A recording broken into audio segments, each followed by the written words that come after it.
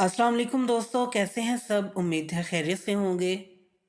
तो दोस्तों, आज हम बात करेंगे कि गुज्जर कौन हैं और कहां से आए हैं और इनकी तारीख क्या है।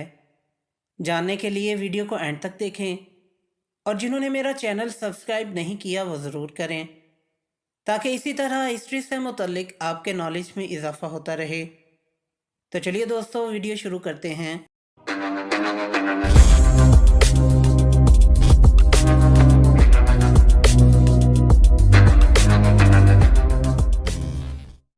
आप दोस्तों को गुज्जरों के बारे में कुछ मालूमात फराहम करते हैं कि वो कौन थे और इनका शजर नसब कहाँ से शुरू होकर कहाँ तक जाता है। यकीनन ये मालूमात आपके लिए दिलचस्पी में इजाफे का बायस बनेगी। जहन में रहे, ज़ात सिर्फ हमारी पहचान के लिए होती है, इस पर फ़ख्र करना मुनासिब नहीं। हम सबसे पहले मुसलमान हैं, फिर पंजाबी, पठान, गुज्जर, अराई, बलोच, राजपूत वगैरह हैं। अल्लाह के नज़दीक तुम में से बेहतरीन वो है जो मुत्तकी है, इसलिए इसको मालूमात की हद तक ज़रूर सुने और आगे शेयर भी करें, लेकिन किसी पर फ़ख्र जताने के लिए नहीं। एक और बात जहन में रहे कि तारीख़ में इख्तिलाफ होता है। एक ही इंसान या कौम की तारीख़ को मौरख़ीन ने बहुत अंदाज में तहरीर किया होता है। इसमें यकीनन मौरख़ीन की खुद साख्ता बातें भी शामिल हो जाती हैं। लिहाजा तारीख़ मुकम्मल तौर पर सच नहीं हो सकती, क्योंकि ये ना कुरान है और ना ही हदीस। इसमें खुश्क और तर दोनों तरह के मज़ामीन शामिल होते हैं। इसलिए ये बात बिल्कुल मुमकिन है कि मैं जिस किताब के हवाले से तारीख़ बयान करूं, आपने इसको किसी और तरह पढ़ा हो। अब अपने मौजू की तरफ वापस आते हैं। गुज्जर एक ज़ात है। इस ज़ात के लोग पाकिस्तान और भारत में बकसरत पाए जाते हैं। इनमें हिंदू और मुसलमान दोनों बड़ी तादाद में मौजूद हैं। आप में से भी बहुत से दोस्त गुज्जर कौम से ताल्लुक़ रखते होंगे। मेरे शहर में भी बहुत से लोग इस ज़ात से ताल्लुक़ रखते हैं और पेशे के एतबार से इनमें अक्सर गवाले हैं, यानी इनका ज़रिया माश भैंसों के दूध पर ही होता है। लेकिन हिंदुस्तान के बाज़ इलाकों जैसे कांगड़ा और संजाल के पहाड़ों के बरूनी किनारों में ये गुज्जर ताहाल खाना बदोश चरवाहों और गलाबानों की ज़िंदगी बसर कर रहे हैं। गुज्जर वस्त एशिया के कदीम तरीन कबीलों में से एक अहम कबीला है, जिसकी तारीख गुज़श्ता 5000 बरसों पर फैली हुई है। गुज्जरों ने कई सदियों पर मुहित अपनी शनाख्त की जंग लड़ते लड़ते इस कबीले ने बहुत कुछ खोया और बहुत कुछ हासिल किया है। गुज्जरों के कई और नाम हैं, जैसे गुज्जर, गुर्जर, गुर्जर, गाउजर और शाखें जैसे कि उज्जर, बकरवाल, दूधी, बनहारा वगैरह। मगर हर एक ज़ेली शाख का शनाख्ती, समाजी और सकाफ़ती ताना बाना ऐसे बना हुआ है कि वो अपने असल से मजबूती से बने हुए हैं। गुज्जर को गुजर और गुर्जर भी लिखा जाता है। गुज्जर या गुजर 6ठी सदी ईस्वी में बरसगीर में दाखिल हुए थे। इनकी जिस्मानी खसूसियात ज़ाहिर करती हैं कि ये खालिस हिंद आरियाई नस्ल से ताल्लुक़ रखते हैं। आरियाई कौम का ताल्लुक़ हज़रत इब्राहीम अलैहिस्सलाम की औलाद से है। गुज्जर की एक मानी ये भी बताया जाता है, जो कि संस्कृत ज़ुबान से मखूज़ है। संस्कृत में गुर के मानी दुश्मन के हैं और जर के मानी तबाह के हैं, यानी गुर्जर का मानी हुआ दुश्मन को तबाह करने वाले। ये नाम इनको दुश्मन पर बर्तरी हासिल करने की वजह से मिला। गुज्जरों की बड़ी आबादियाँ इस वक्त हिंदुस्तान, पाकिस्तान और अफ़गानिस्तान में हैं और रोज़गार के सिलसिले में ये जफाकश लोग पूरी दुनिया में फैले हुए हैं। हिंदुस्तान की 12 रियासतों में गुज्जरों की काबिल ज़िक्र आबादी बूदोबाश कर रही है। पाकिस्तान के सभी सूबों और कबायली इलाकों में ये लोग आबाद हैं। अफ़गानिस्तान में भी गुज्जरों की खातिर खा आबादियाँ मौजूद हैं। रियासत जम्मू कश्मीर के गुज्जर मजहब इस्लाम के मानने वाले हैं, जबकि हिंदुस्तान में गुज्जरों की एक बहुत बड़ी तादाद हिंदू मज़हब से ताल्लुक़ रखती है। भारत में सिख, जैन और पारसी गुज्जर भी मौजूद हैं। हिंदुस्तान में इनकी मौजूदगी के बारे में स्कॉलर्स के माबैन अलग अलग आरा पाई जाती हैं।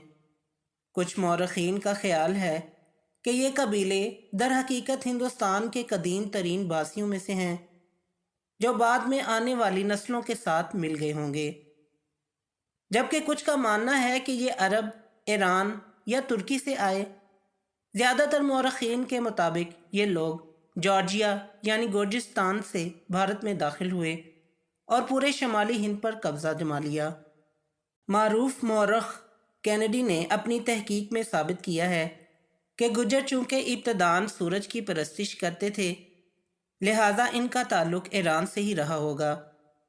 اس سلسلے میں مزید ثبوت اور شواہد پیش کرتے ہوئے وہ کہتے ہیں کہ یہ قبیلہ سورج کی پوجا کرتا تھا، اسی کی وجہ سے ان کے راجگان جنہوں نے ہندوستان کی الگ الگ ریاستوں پر 5ویں سے 12ویں صدی تک حکومتیں کی ہیں، اپنا لقب مہر یعنی سورج استعمال کیا ہے۔ ان میں مہر ناگ بھٹ، مہر بھوج، مہر دیو پرتہار، گوجر وغیرہ بھی شامل ہیں اور قابل ذکر ہیں۔ ایک نئی تحقیق کے مطابق گجر ترکی زبان کا لفظ ہے جسے ترکی میں گرزر کہتے ہیں، جو وہاں آج بھی خانہ بدوش قبائل کے لیے اس لفظ کا استعمال ہوتا ہے۔ گجری اور ترکی زبان کے کئی لفظ مشترک ہیں۔ کچھ مورخین گجروں کو خزر نسل کہتے ہیں۔ خزر جو ایک ترکی قوم تھی جس نے نوشیروان عادل سے کچھ عرصہ پہلے عروج حاصل کیا تھا، اور غالباً یہی ترک تھے جن کے خلاف دربند کی صدیں تعمیر ہوئی تھیں۔ خزر نے ترکی خانہ بدوش سلطنت کی روایات کو قائم رکھا۔ قباد کی پہلی تخت نشینی کے وقت خزر قبیلے نے ایران پر یورشیں شروع کر دیں۔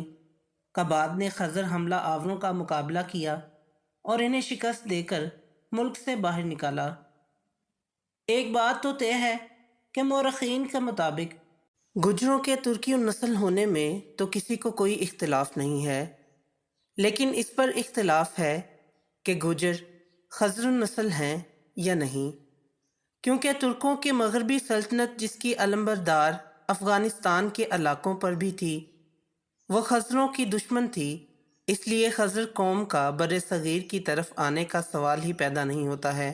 جو ترک قبائل ساسانی سرحدوں کے قریبی ہمسائے تھے، ان میں ایک قبیلہ غز بھی تھا، اور اسی نسبت سے ترک قبائل کو غز بھی کہا جاتا تھا۔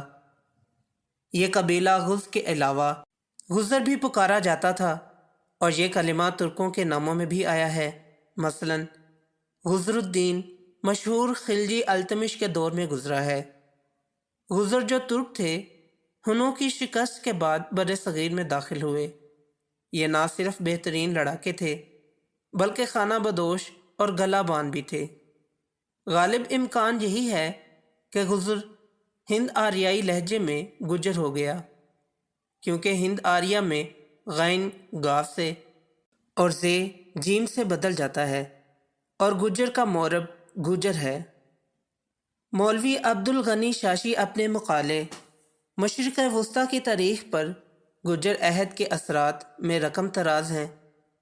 گجر خانہ بدوش قبائل اور عرب کے بدوی قبائل کی طرز معاش، تہذیب، شکل، رہن سہن کے طریقے آج بھی آپس میں بہت ملتے جلتے ہیں۔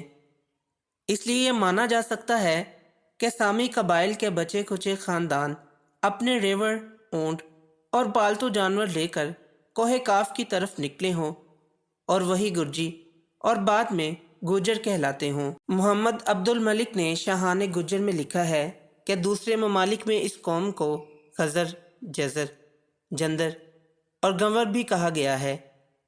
بر صغیر میں یہ پہلے گرجر کی صورت میں، پھر گوجر ہو گیا۔ یہ لوگ گرجستان سے آئے تھے۔